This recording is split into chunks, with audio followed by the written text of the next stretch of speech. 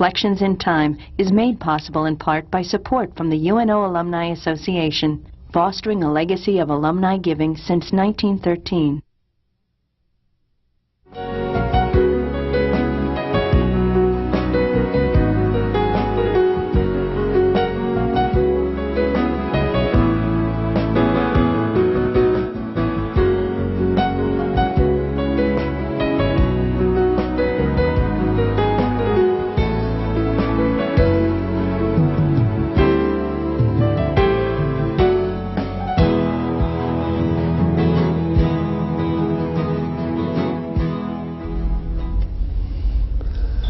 The interview series, Reflections in Time, was begun by the late Professor Paul Borghi more than 20 years ago. This new series continues Paul's work and is dedicated to his memory. My name is Jack Newton. I'm retired now, but I'm still active as a professor emeritus. I've been on the faculty at UN Omaha since 1960 and served for 20 years as Dean of the College of Arts and Sciences. I worked closely with Professor Borghi in the development of his original interview series, and I can think of no more fitting tribute to him than to continue this work. We have in the studio this morning Professor G.L. Kuchel, better known as Pete. He's joining me on a kind of overcast morning in late March. The year's 2004, and we're going to talk about his career here at UNO. So Pete, welcome. It's really good to have you with us here this morning. Thank you for inviting me. You're a professor emeritus. That means you're retired, right? Well, mostly retired. Mostly retired, but you're over here most every day. I am. I'm no longer in the classroom, but I do a little odds and ends around the college offices, and I do a lot of expert witness work. How long were you on the faculty between Omaha University when you started and University of Nebraska at Omaha when you finished? Well, I started full-time at the University of Omaha in 1963. I had been teaching part-time about 8 years preceding that. Okay, let's begin this by learning something about you. You and I have known each other for a long time, but I don't think I've ever talked to you about where you came from, what your roots are. Where were you born? Where did you grow up? Where did you go to school? Well, I was born and reared in a small town in Iowa, northwest Iowa. Graduated from high school there. When I was 16, Pearl Harbor came along. Right after I turned 17, I joined the Marine Corps. I was in the Marine Corps until June of 1945 and started at the University of Iowa then in the fall of 45. So I was a late starter. I was 21 years old before I went to school. Did you see some overseas service in the Marines? Yes, sir. In which theater? All of the activity I was involved in was in the South Pacific. Oh, okay. Along with a lot of other people. Indeed. Yeah, Indeed. That was a tough war, especially in the South Pacific. So then you came back, and I presume that you had the GI Bill going for you. That's true. And so you went to college? I did. And that was, if I remember, at the University of Iowa. Correct. Mm-hmm. And I finished the bachelor's degree in 3.5 years, and then worked at the state penitentiary from February following my graduation until fall, when the University of Iowa offered me a research assistantship. So I came back and wiped out a master's degree in 1 year. Now, and that was about the time when I had transferred from Marine Corps Reserve to Air Force Reserve, got in a direct commission in the Air Force. Korean War came along, and they beckoned me back. So, well, I was going to ask you where your interest in criminal justice came in, and I guess you answered that already by saying you worked in the state penitentiary. That's true.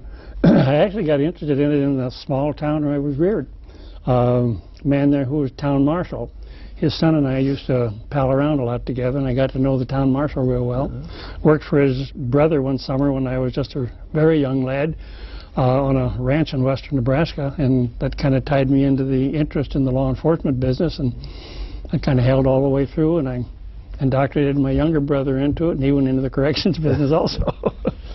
Well, when you attended University of Iowa, they didn't have criminal justice programs back then, did they? No. So there maybe were two in the United States. Your major was in the sociology, but they had an emphasis in what they called criminology, and what in those days was called penology, which today we call corrections. I see. Okay, so you graduated then with a bachelor's degree in about 49. 49. 49, yeah. Okay. And then you went on to a master's, as you said. Right. And got that right quickly, if I remember. 1 year. Year later. And then you had a lot of graduate hours, I remember from your resume. That's true. At Iowa and at University of Nebraska-Lincoln as well. Correct. So are you what we call in university circles ABD then? Or That's correct, I am. That's for the benefit of our audience who may not know what that means, that's all but dissertation. That means you never actually received a doctoral degree, but you finished all the work except for writing a dissertation. Right. Okay. Well, you got your master's degree. You then went to Korea. Yeah. In the Korean War. I was actually in fact, that was a pretty nice tour. I spent most of it in Tokyo. Oh, okay. So you were in Asia anyhow, and then you came back. Right.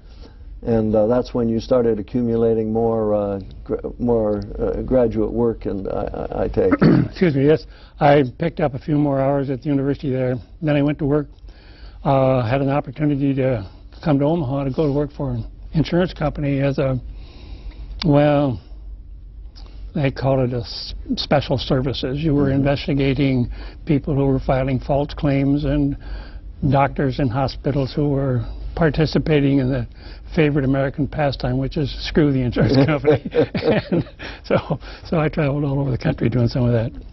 And pardon me, a couple of years after I got here, I received a letter from Donald Woods, who at that time was the dean of the College of Adult Education. Right. Which later became the College of Continuing Studies. That's right. Asked me if I would like to teach part-time. I don't know where they got my name, but it came from someplace. So I started teaching part-time, did that for a few years, and was teaching more and more hours part-time, and then Professor Bale got a hold of me, or Dr. Bale, who was here at that time, and asked me if I would like to come full-time. So you were teaching then in the Department of Sociology, which is where your degree was in sociology. Correct. And I presume you taught mainly criminology. Yeah, but some introductory sociology courses. Some introductory sociology, criminology, corrections courses, social problems. Those were my main areas at that time. Now, I know you were teaching the introductory course because you won't remember it, but back in the 60s, my wife took introductory sociology in one of your courses. And she survived. That's how I know that. That's very interesting. Well, now we know how you came to the university here as a part-time instructor, and then through Dr. Bale became a full-time instructor, and I take it that was your rank, instructor in sociology originally? Assistant professor. They brought me in as assistant professor. They did. Very good. Well, I guess it was, by that time you'd had a good bit of experience teaching part-time, so they began you at that rank. That's great. Can you, what was the university like back then? It was an interesting place. This morning, and the reason I was a little late arriving here, I walked through what we used to call the administration building, which is now Arts and Sciences Hall. And I remember we used to have the faculty dining room was over there, and the old registrar's office was there. And one of the first things I thought of when I walked into the building was the late Virgil Sharp, who was the registrar at that time, standing out in the hall yelling at students, getting them lined up for registration. Yeah, that's, I remember that quite well, Yeah. too. That was a long time ago. It was. And Was there, now you were at a big major institution, University of Iowa, before coming here as a student, but so was there a lot of difference between the university experience you'd had at Iowa and the university experience you had here? There was a bit. This was a little bit more family-like, if you will. There it was, you were just one of a mass, because we had about 16,000 students in, which is nothing compared to what it is now, or nothing compared to what this is here. And I think there were about, as I recall, about 8,000 students here at that time. And so you got to know everybody pretty well. And Dr. Bale pretty much insisted that all the faculty would eat lunch in the faculty dining room. And so we would get to know each other. Right. Yeah, I remember that quite well, too. It had some real advantages. It had some great advantages, yes. Yeah, I've made close friends that I've kept over the years by virtue of the fact that we sat together at the lunch table. That's right. And we didn't have coffee in the offices. Tell me a little bit about what the curriculum was like in your field back then. Well, that's kind of interesting because we were the 13th bachelor's program in criminal justice education in the United States. And the way we got started was kind of an oddball thing. We had a public safety director at that time by the name of Criss Library, who had come here from California. Yes. And Criss was a bit of a flamboyant type.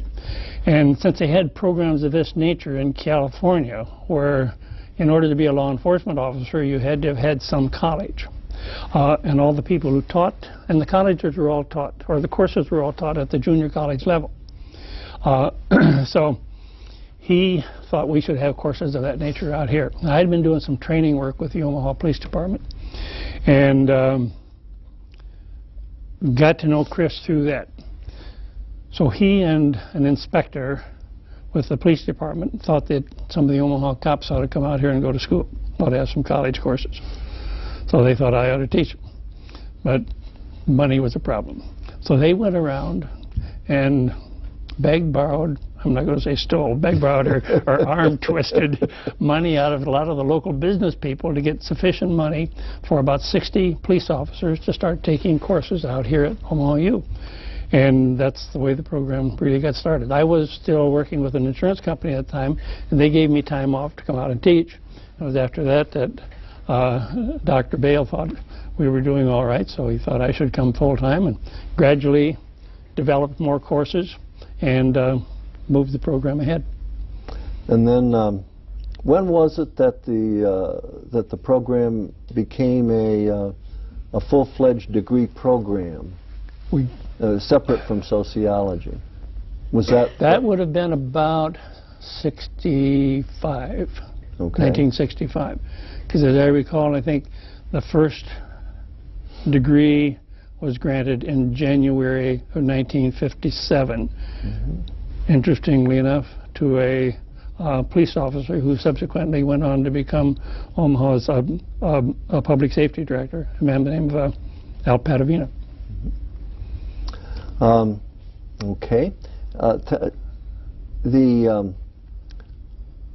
Tell me a little bit about those days back then when you offered the very first program. What was a full-fledged program. It seems to me that about that time you got a major federal grant or something, didn't you? I did. This was moving toward the latter part of the 1960s when there was a federal program started moving toward, the fight against crime, whatever that was going to be. Well, one of the things they started emphasizing was education for police officers, for people in the criminal justice business, really. That would include corrections people and probation, parole, the whole thing. I was appointed to Senator Ruska, who was in Washington at that time, was the father of a program that was inaugurated that was called the Crime Control Act.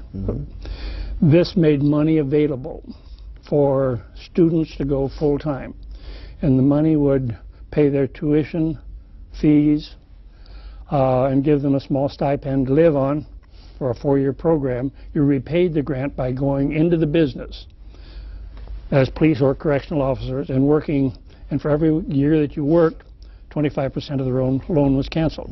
And it also had a grant program for police officers who were already in police business. They could come to school, tuition and fees, books paid. So all they had to do was show up. And that really gave a lot of impetus to the program. At the same time, we had the bootstrapper program going here, where the military people were coming in. Officers who did not have their degrees were coming in. That was a program that was developed by Dr. Bale, mainly, I guess, in conjunction with General LeMay and the Strategic Air Command. That's true. That's true. There were a lot of officers in the military at that time who did not have degrees. General LeMay thought they should. So he started the so-called bootstrap program, where officers who wanted to stay in the service had to get their degrees. They could come to school, and they were assigned here as a regular duty assignment for either 2 semesters or 3 semesters, a few for 2 years. They got a permanent change of station, moved here, and the Military Police Association then within the Army primarily said that if you want a degree in criminal justice, you should come here to Omaha. So that brought an influx of a lot of students. These were good students because their effectiveness report depended on the grades they earned here. So they were hard workers. Yeah, I was trying to remember the acronym for the federal agency that law enforcement something. Yeah, law enforcement. There was a big one called LEAP, L-E-E-P, Law Enforcement Education Program. There was an LEAA, the Law Enforcement Assistance Administration. Right. The Attorney General, a man who was Attorney General at that time, appointed me to one of the committees that was responsible for designing curriculum for all of the programs in the United States that these schools should follow, and then for awarding money out, the money, the LEEP money, the LEAP money, for the students who wanted to come to school. So we would meet, there were 13 of us, we would meet periodically in Washington and slice up the pie. Well, you just made a point that I was going to ask you about, and you've already said earlier that this program provided a great impetus for people who wanted to become, or law enforcement officers who wanted to become more educated in their field. That's true. But it also brought the University of Omaha at that time, and later University of Nebraska at Omaha, quite a reputation nationally for the development of such programs. Yes, it did. As I say, we were the 14th one, or 13th or 14th one in the United States. We were the first one in the Midwest. The closest one would have probably been Michigan State. And it had been there for a long, long time. And so we were called upon by a number of other schools who, number one, universities and colleges are have a nose for money, you know. And when they saw what they consider free money out of Washington, well, I mean, how can we get some of it? So they needed to start the programs, so we aided them in getting the program started. Well, and it didn't hurt to have that military police connection that you just mentioned a few minutes ago. No, that was wonderful. Yeah, that was wonderful, because that spread the word all over the world, literally. We had students coming from all over the world. Well, this was happening beginning in the late 60s, I think you said. That's true. It wasn't long after that, in the early 70s, that you moved out of the Department of Sociology to a new college that was formed. Can you tell us something about that? Well, in the interim there, because we had the degree program, and it had to be granted by a college, we were moved into the College of Continuing Studies, which originally was the College of Adult Education that you mentioned. Right. And Bill Utley was the dean of that school. So I was his only faculty person for a while, and this degree program was the only real degree program within that college for a while. Yeah, well, you mentioned you're the only faculty. That faculty member, that may take a little bit of explanation too, in that this was primarily, originally, when you first came here, an evening college. Started out that way, right? Yeah, and people came here and took evening courses and worked towards a degree. And it was originally a Bachelor of Adult Education, I think, and then became the Bachelor of Continuing Studies. Yeah. And then they gave the BGS degree, right? Right, Bachelor of General Studies, right. And so with the when you say they didn't have a faculty, that meant because the regular faculty of the university and other colleges would teach those courses, and they were the same courses they'd be teaching in the other colleges. So you taught a beginning course in sociology, for example, for College of Arts and Sciences, but if you taught it at night, it was probably for the College of Adult Education, later the College of Continuing Studies. And so that's why they didn't have they didn't have faculty members, because they just borrowed them from other colleges. Yeah, and when we became a separate department within that college, I was the only full-time faculty person. We used a lot of part-time faculty people. Had some really good ones too. Yeah. Really good. The man who was chief of police then, who had graduated from our program and gone on and gotten a master's degree, a man named Dick Anderson, Al Padavina, whom I mentioned a moment ago, both taught for us. Art O'Leary, who at that time was the deputy county attorney, who was teaching the criminal law courses. Judge John Burke, who was from the 4th Judicial District here, taught the evidence courses. Had a man from Creighton who was a toxicologist who taught a course that was related to criminal investigation. It had to do with autopsies and bodies and all that sort of stuff. Has been popularized recently on a major television program. Really, yeah. Well, it sounds to me as though you had a very complete curriculum, with even taught by these people who were, well, part-time people, were real experts in the field. They were all experienced individuals who had been in the business a long time, and who were also educated and knew the ins and outs, not only of the academic side of it, but also the practical side of it, and that drew a lot of students into the classroom. Students really liked classes with those people. Well, what was it like when a new college was formed? The originally, what was it? It was a school originally, wasn't it? Yes. The School of Public Affairs. SPACS, School of Public Affairs. And Community Service, right? Community Service, right. And then it became the College of Public Affairs and Community Service. And that was in the early 70s. What was that like to move to a new college? Well, they needed us. They needed criminal justice because we had all the students. We had, at that time, over 400 majors. So they wanted to bring us in. And then they brought in the other programs also that were around. The School of Social Work was here, and some of those were, and then finally public administration was drawn into the umbrella also. So all of those that were more community oriented were pulled into that particular college, and it was an interesting time because we really had some very good things going. You were breaking new ground, really, even though these were programs that had existed before. That's true. Right. It was more oriented outside the university than inside the university, right? Yeah. Well, this was a real boon for the new college. How did the old college, College of Arts and Sciences, feel about losing those 400 students? Well, they weren't in arts and sciences then. They weren't for a while, but originally they were, weren't they? Yeah, no, they were actually always in in adult education or College of Continuing Studies, right? Yeah. Always in continuing studies. That's interesting. Yeah. Arts and science wouldn't accept us in the early days. Yeah. Well, I didn't become dean until later in the 1970s. Unfortunately, or otherwise, this program would have probably been in arts and sciences. Now, the reason was that they wanted students. They had the foreign language requirement. And today, of course, things have changed considerably.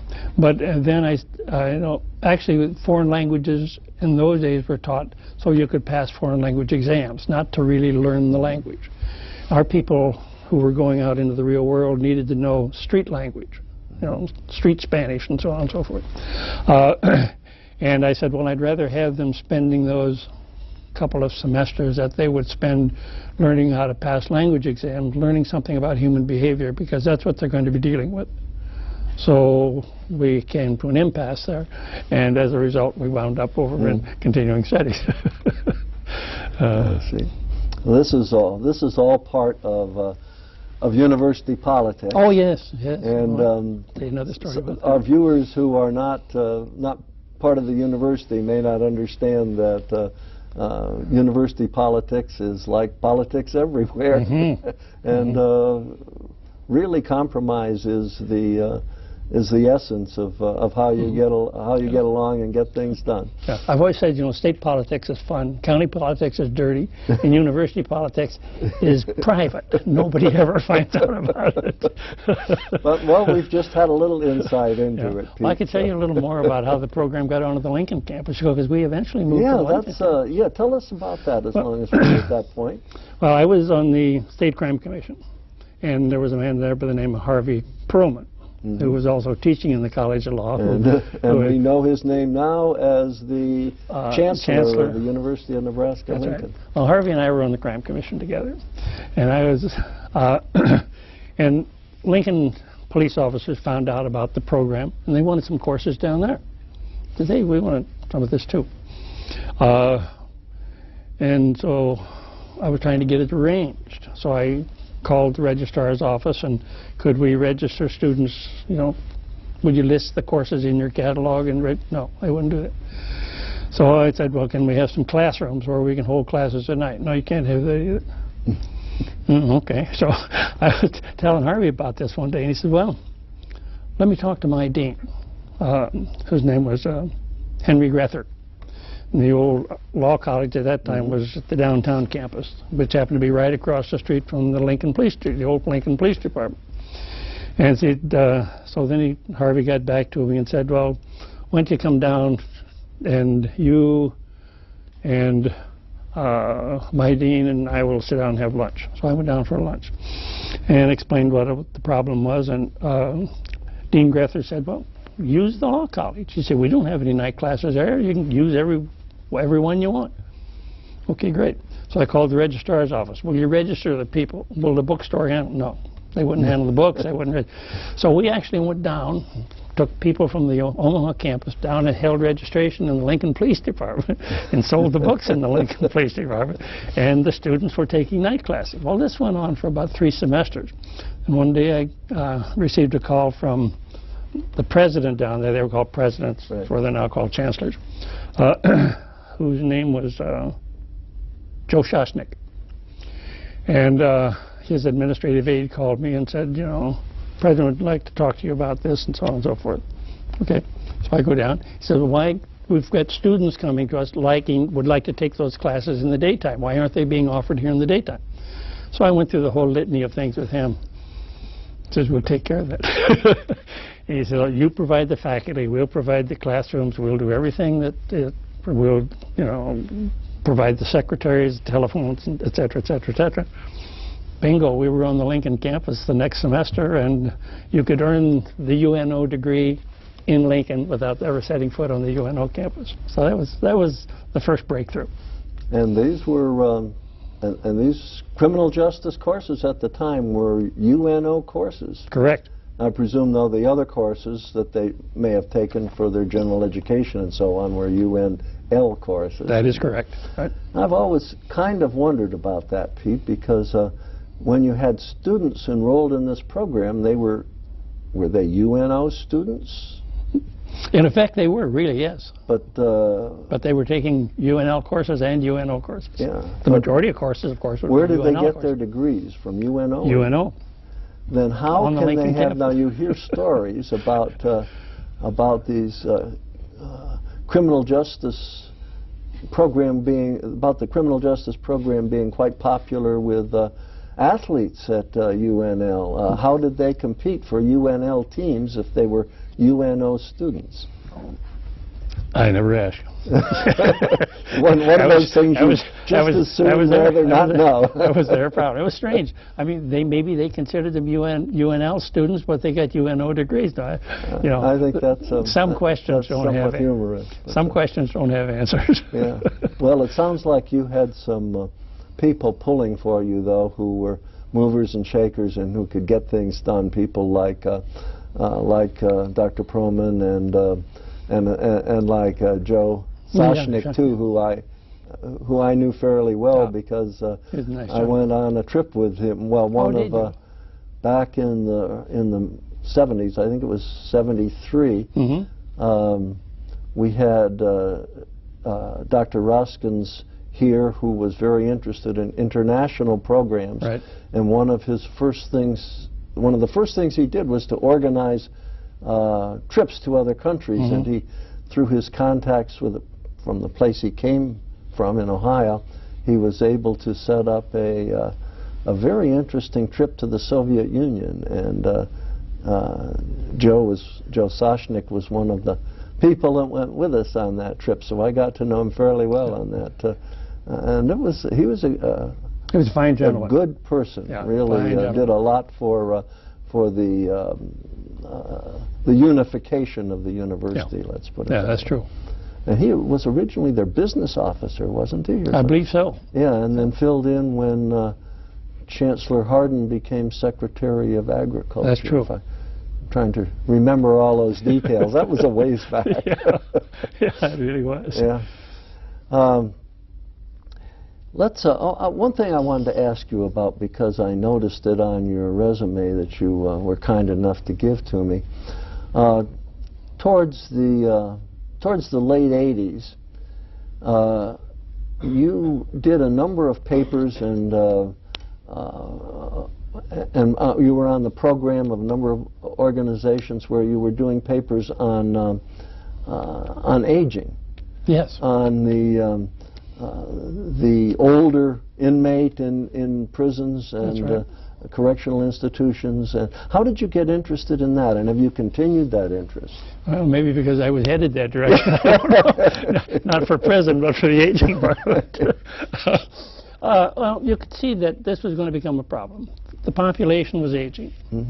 A lot of these people were coming into prison where you have kind of a dichotomy in your population. You have a lot of young people, and you have a lot of older prisoners. Because if you're giving people long prison sentences, they're going to grow old in prison. Well, they don't really fit into the population very well. Because, the prison population. Yeah, the prison population, because prisons are a little society all to themselves. And the people who are in prison, mainly young individuals, they're interested in athletic things, and the musical interests are different, et cetera, et cetera, et cetera. So there's always kind of clashes between the older and the younger. The older people need different medical services. They need different diets, a whole variety of things. So, we're talking and finally back to talking about it again now, that maybe we should have geriatric prisons. And a number of years ago, I tried to interest the people in this state of building a geriatric prison and then contracting with surrounding states to handle their older prisoners. See, we used to do that with the women's prison here. We had the only women's prison, kind of. Colorado people sent here, South Dakota sent their people here, Wyoming sent their people here, and then when everybody got interested in the crime business back in the late 60s and early 70s, they all thought they should run their own prison, so they built their own. But this sort of thing is still a very viable kind of idea, and probably should be pursued, because prison populations are just going right through the roof. They're just booming. And a lot of these people are going to be there for a long time. States like Iowa have a lot of lifers because they give a lot of life sentences. So you run into these kind of situations. And a lot of it just saw in the paper in the last 2 or 3 days, some guy 70 years old was robbing banks. He's going to go to prison. Well, how's he going to get along in prison with a bunch of 18, 19, 20-year-olds? So we need something here. A lot of these people are going to die in prison. Most lifers die in prison. So that terminal care has got to be there also. It's really interesting. Yeah, it's a different concept. people don't think about it generally. Well, we don't think about prisons much anyway, but that's one of those kind of things we have to look at. Another thing I need to talk with you about, and we could have spent the whole hour on this one, I know. But when I looked at your resume, there was the biggest list I've ever seen of involvement with city and state and national committees and boards and commissions and consultancies. I mean, this was 2 pages of single-spaced 10-point type, and I've never seen so much community involvement on anybody's. Could you tell us about some of those things? I know we won't get through the whole 2 pages, but what were some of those that you think are most important? Well, the federal program was a good one because it get money out into the business. Okay, then out of this same Law Enforcement Assistance Administration, money was going to be allocated to the states. But in order for the states to have that money, they had to have a separate agency set up that would handle the money. Okay? And then the states got that money, and it was supposed to then be allocated out to communities to upgrade basically the law enforcement business, but any portion of the criminal justice business. I'd gotten involved in it earlier on because I received a phone call one day. God, I don't know when that would have been. Late 60s, I guess. From Greg Stuvey, who was the Omaha City lobbyist at the legislature. I'd met Greg kind of in passing. I said, Pete, the legislature just passed a crime commission bill, and it's on the governor's desk. And he said it puts the attorney general in charge of it. That was a man by the name of Clarence Meyer then. And Clarence had a short fuse. And he said, Clarence is madder than hell, because he doesn't want that thing in his office. And he said, the governor's ready to sign it, but it's a bad bill, and we don't want him to sign it. Can you come down and have lunch? So I went down and had lunch with the Attorney General, and then the administrative assistant to the governor, and Greg Stuvey and I. And the bill was a bad bill. And Greg said, well, can you rewrite it? I can rewrite something. I don't know whether the legislature will like it or not. So I took it back, worked on it a whole weekend, dropped it in the mailbox Monday morning as I was going to Minnesota to go fishing. I came back in 2 weeks, and it passed. The governor signed it. And I said, okay, now we got to form a crime commission. Well, what's a crime commission? Nobody knew what a crime commission is. That a group you get together to commit crimes or to study crime? Or what is it? You know? So they said, well, would you help? Yeah, I'll help. So I was appointed to the crime commission.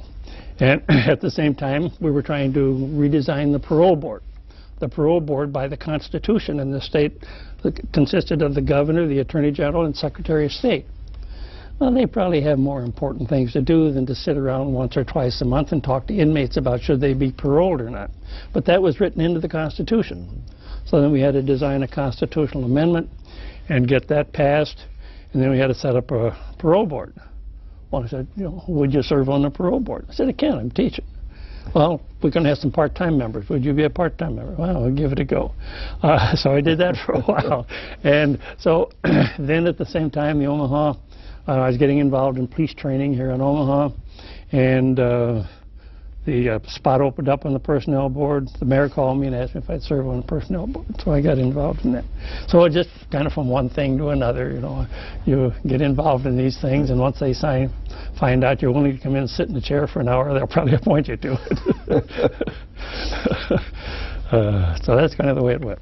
And then from then on, you know, I've been in and out of Washington on some of those committees a lot, so your name gets around there. So then people from other groups reach out and tap you to come in and sit on committees, and once you get started, why, it's kind of a downhill slide. It sounds to me as though maybe you kind of worried any time anybody called and said, could you have lunch with me? You thought, oh no, not another job for me. Thank you. They were all fun. I enjoyed every minute of it. We had some good fights. Now, do you still do any of that? Are you? I'm pretty much off the committees now. Mm-hmm. Mostly now, I'm spending my time as an expert witness, do a little bit of consulting, and see, at the same time we were getting this money in, other schools in the state were interested in getting new programs. So I helped set up the 4-year program in Shadron, and the 4-year program at Wayne, and the 4-year program at Kearney. These are all state colleges in those days. And then the junior colleges wanted to get into the ballgame because they were feeders for the 4-year schools. So we helped set up the junior college programs. At the same time, they were coming to this crime commission to get money to get their programs going, which is fine and dandy. But then we had to establish a curriculum that all of them would follow. So we got a standardized curriculum going. And then about that time, in the late 60s also, we needed law enforcement training in this state. We didn't have a training academy. There was no mandatory training. If you could see lightning, hear thunder, and had 2 teeth, you could become a cop. You know, and that basically there were no requirements. They'd give you a badge and a gun, say, go be a cop. Well, that's not a very good way to go about it. So we got some legislation written and passed that established mandatory training for law enforcement officers in the state. Now they got to have a place to have the training. So then we got some more legislation passed, which set up a training academy. But we didn't have an academy, so we had to get some money and some more legislation to build the academy. So I was in chair of the committee that built the academy, and then we needed a curriculum. So you wind up on a curriculum committee, and then you have to do a study and find out, well, what do they really need in this law in order to be trained as law enforcement officers. What topics do they really need? So you take a look at what's need to do and nice to do, and you concentrate on the need to do. And if you got a little room left, you concentrate on what's nice to do. So one thing kind of led to another, and we got it all put together finally. We got the training academy built at Grand Island. There was a fight over who was going to get that. And the law enforcement training curriculum, we got that put together, included everybody but the sheriffs, and we're finally dragging them screaming into it now. so they're going to have to get trained also. So it takes time. Because you're trying to turn around, generations of doing things in one way, and all of a sudden they've got a pot full of money and they say do it another way, and get some pretty hard-headed people out there who say, yeah, Grandpa did it like this, why can't we do it like this? Now, how does UNO as an institution fit into all of this, as it existed then and as it exists today? Well, the thing that was good about it is that it gave me an aura of respectability. So that when I went out there and said, I'm a professor of criminal justice at UNO, and I think we ought to do it, it worked. So sometimes you just had to outshout a few people, but it worked. Now, is the criminal justice program here one of those that we have, quotes, statewide responsibility for in the university? Yes. Okay, there are a few of those that UNO is responsible for the program any place in the state that it's offered. That's true. Through the university, right. That is. Yeah. Yeah, and we were named that a few years ago. Yeah. And the program is built since then. It's gone into the master's degree. Well, it's grown a lot. Oh, yeah. Yeah, hasn't it? And you've got a big faculty now. That's right. Is there much difference in the faculty or in the in kind of the philosophy of the department and so on? Has there been much change since the early days? Yeah, there has been. The program is now probably more research-oriented than it ever was before. Before, we were kind of interested in getting the practical aspects of it done out there, based upon what was already known. Sure. We could pull together what was already known. Because, when we started the program here, basically there were no textbooks. I mean, there were a few books on criminal investigation. There were no books on, police business itself, sure. Police administration and such. Those are pretty much unheard of. So there's been a lot of research developed over the years. And the emphasis now probably centers more upon research than it does upon the practical application of the business in the field. So that's the major change that you see. Yes, it is. Yeah. That's quite interesting. Well, it's certainly a program that's well known on the university campus here as well as nationally, and one that has has achieved a good deal of respect at the university over the years, despite what you said earlier about not being respectable enough for a degree in arts and sciences to be awarded. It's sort of like the adopted child. It takes a while to become part of the family. I think I know the answer to this, but I'll ask it anyway. With all of the other things that you were doing, did you have an opportunity to become involved in any of the various boards and committees and so on the campus here? Yes.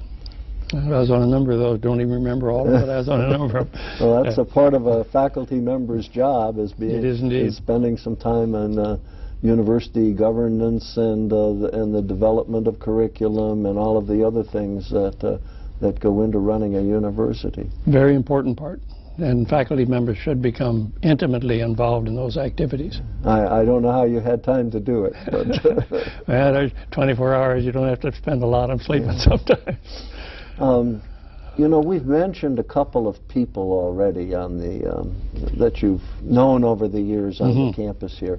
You mentioned, you began by mentioning the Dean of the College of Adult Education, Don Woods. Right. And then you talked about his successor, Bill Utley.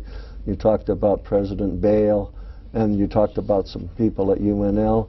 You must have run into, well, over the years you were here, a good many people on the campus. That, yes. Any that you... let's spend a little bit of time reminiscing about some of these folks that you remember from. Virgil Sharp, as I mentioned, was one everybody would remember. Virgil Sharp, registrar who was involved in city politics here. He was indeed Omaha for a while too. And the one who really did the work, Virgil made all the music, and the one who did all the work was Jane Kemp.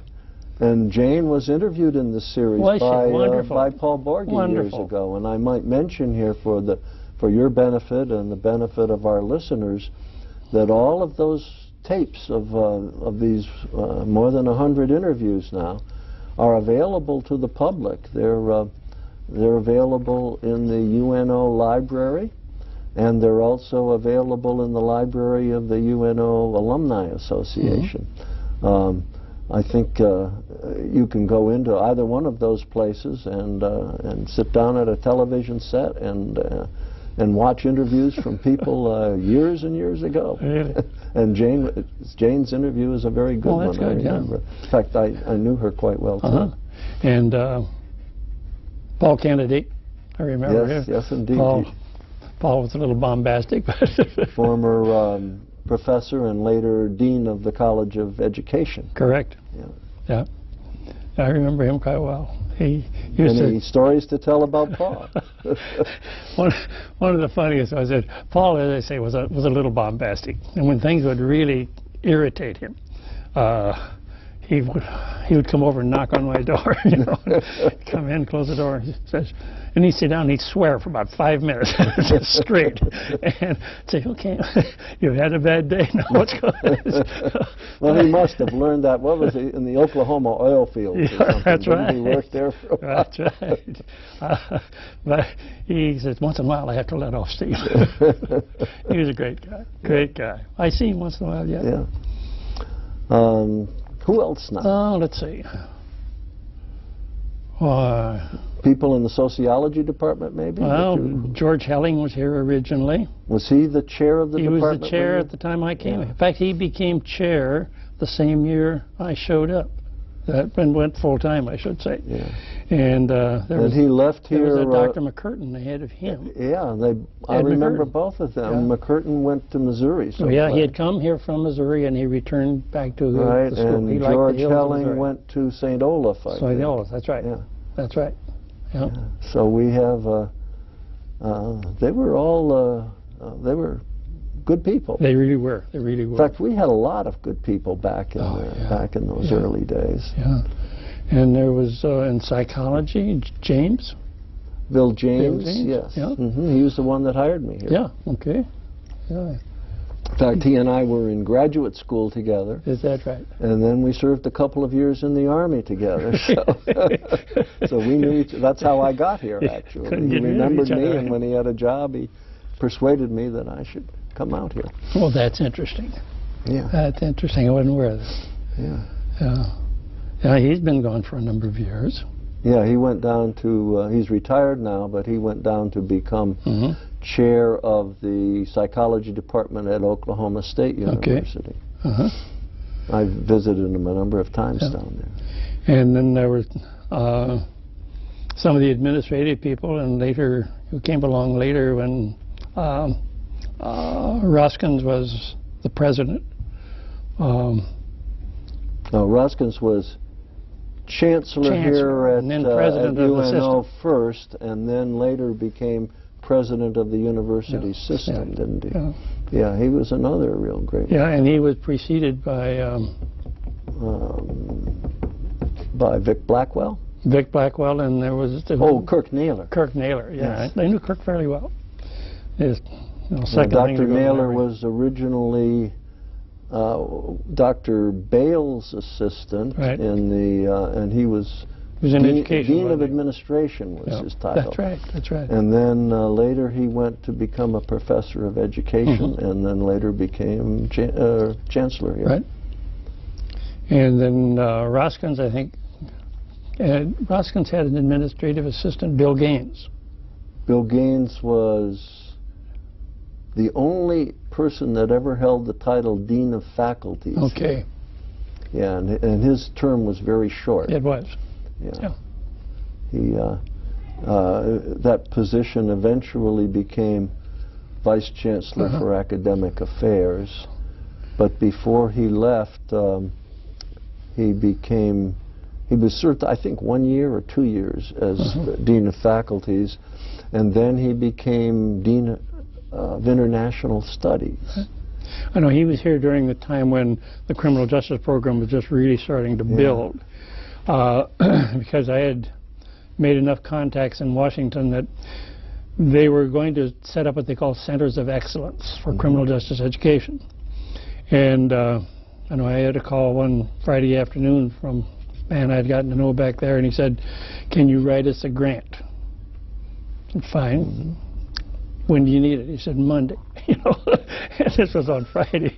I said, "For how much?" He said, "Something like $329,000. So I spent the weekend writing a grant. It's tough to go from 329 to 0 in a budget. It's easy to go the other way around. Right.